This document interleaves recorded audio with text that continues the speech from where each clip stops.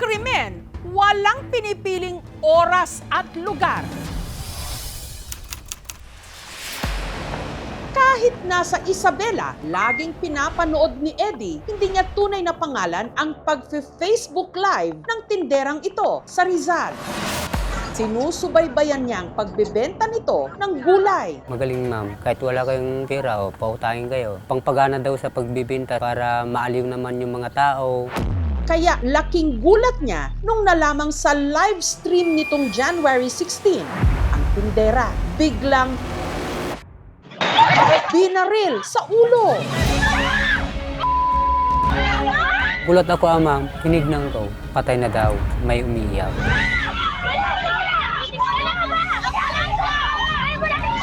Nakita ko yung bata, tumisirit na yung dugo sa may mukha. Si Eddie parang binuhusan ng malamig na tubig sa kanyang napanood. Hindi lang daw kasi siya simpleng follower lang. Ang fina-follow niya kasing tindera na binaril sa ulo, walang iba kundi ang kanyang sariling anak. Parang pumatay ng manok. Sana pagdusahan na sana. Nung ginawa. Isang krimen, isang live. Tumbukin natin ang may sala sa pinakamakapangyarihang ebidensya. Matapos ang pamamaril, ang gunman agad na umeskapo. Habang ang tindera na si Laika, sinaklolohan ng kanyang amo na si Daisy, parehong mga hindi nila tunay na pangalan. Ang sakit na makita mo yung bata na parang akala mo baboy na binaril. Yun nga lang, hindi raw agad nakaresponde ang mga barangay tanod. Hindi naman basta-basta tumusugod yung mga tao natin. Kina-clarify lang muna kung ano yung mga nangyari. Wala rin daw agad pumayag na tricycle driver na magdala sa biktima sa ospital sa takot na bumalik ang gunman at madamay sila. Buti may naawa na isang tricycle driver na isinaka yung bata. Task force natin nakakuha ng tricycle. Nung dumating siya dito actually, dead on arrival po. Dito po niya, magang-magana. Ay, pare tumigil yung mga dugo sa ulo. Pinapili po ako sa dalawa. Kung re-revive po, hindi na po. Nag-resuscitate po sila. May heartbeat po tayo. Ang problema po, mababa. Mukhang malubha po talaga. Ang bala kasi na tumama kay Laika, hinihinalang tumagos sa kanyang ulo. Ang dadaanan po kasi niyan is utak. Nakakabit po sa neck vent since hindi po gising yung pasyente. Yung machine is helping her breathe and then the medications are supporting her functions. Samantala, bagamat hiwalay na ang mga magulang ni Laika na sina Eddie at si Maricel, hindi niya rin tunay na pangalan, mula Isabela. Dali-dali silang lumuwas pa Maynila para makita ang kanilang anak. Sobrang sakit. Di pa ako naniwala noon. Nung napanood ko, doon na ako sumigaw at di ko alam ang gagawin ko. Nakausap ko po siya tuwing gabi, umaga, bawat oras po. Sana gumaling ka na para sa anak mo. Si Laika, panganay sa 3 magkakapatid. Hindi madamot, mapagbigay ng bata, mapagmahal, mapagbiro sa akin para kaming magkapatid. Para makatulong sa pamilya na masukan siya sa tindahan ni Daisy sa Taytay sa Rizal taong 2021. Yung pamangking ko, ay girlfriend siya. Kaya yung bata napunta sa akin. Naghiwalay din naman sila, tapos nakilala niya yung bagong partner niya ngayon. Hindi na rin sila umalis sa bahay, dyan na rin siya nagkaanak. Sabi niya na yun, basta pag once na magtitinda, nakalive siya. Dahil maaasahan sa tindahan, nakuha raw ni Laika ang loob ng kanyang amo na si Daisy. Parang kadugtong na ng bito ko yung bata na yun. Kasi lahat ng aspeto, tinutulungan niya ako. Sa lahat ng negosyo ko, siya ang pinagkakatiwalaan ko.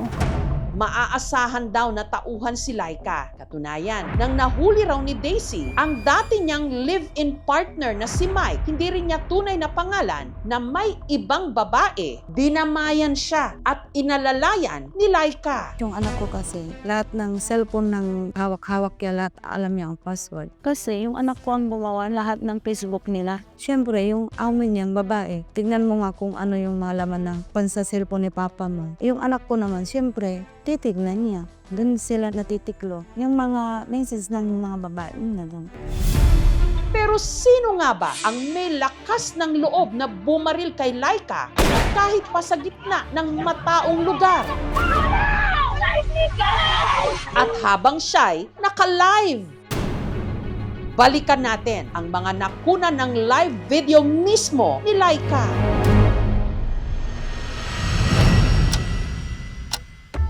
Bandang alas 4 ng hapon, nitong January 16, nagsimulang mag-live ang tindera. Gayos ako ng paninda. Marami kasing namimili ng araw na yun. Umikot ako saglit. Mag-aalas 6:30 ng gabi, nahagip sa CCTV ang paglapit ng lalaking ito kay Laika na nakamask at may suot pang sombrero. May hinugot ito sa bulsa.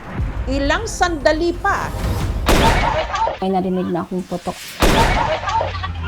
si Laika biglang binaril ng lalaki sa ulo.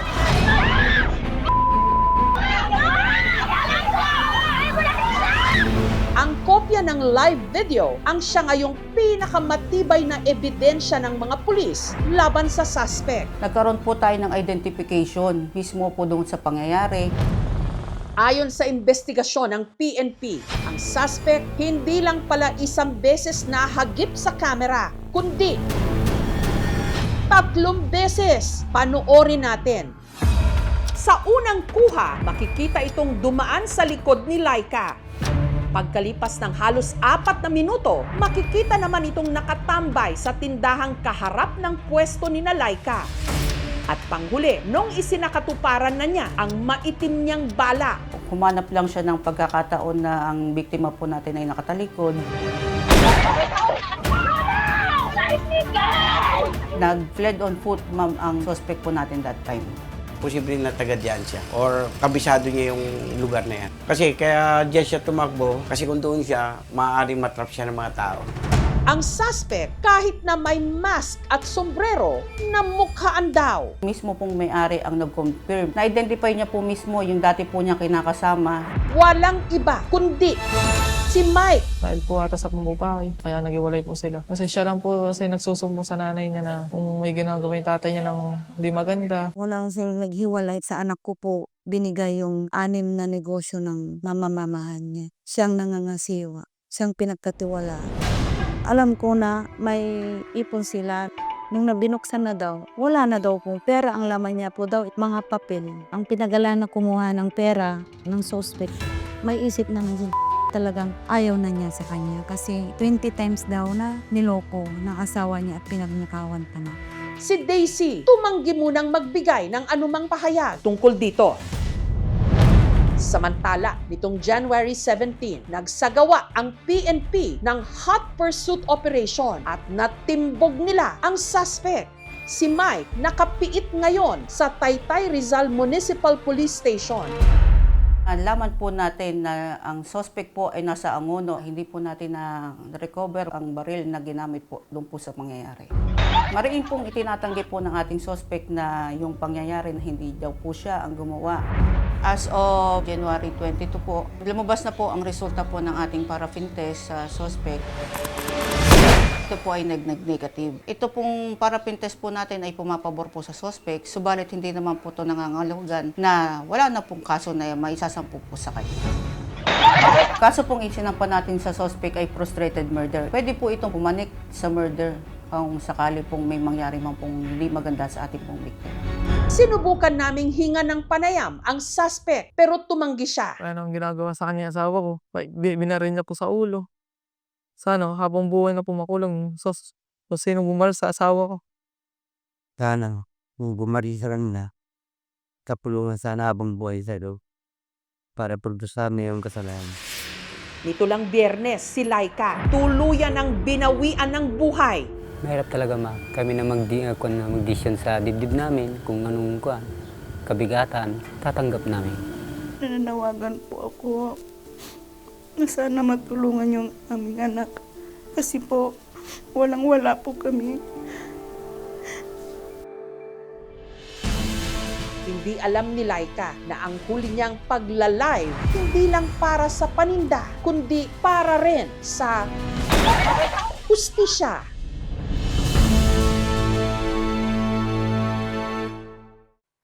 Thank you for watching, mga kapuso. Kung nagustuhan niyo po ang videong ito, subscribe na sa GMA Public Affairs YouTube channel. And don't forget to hit the bell button for our latest updates.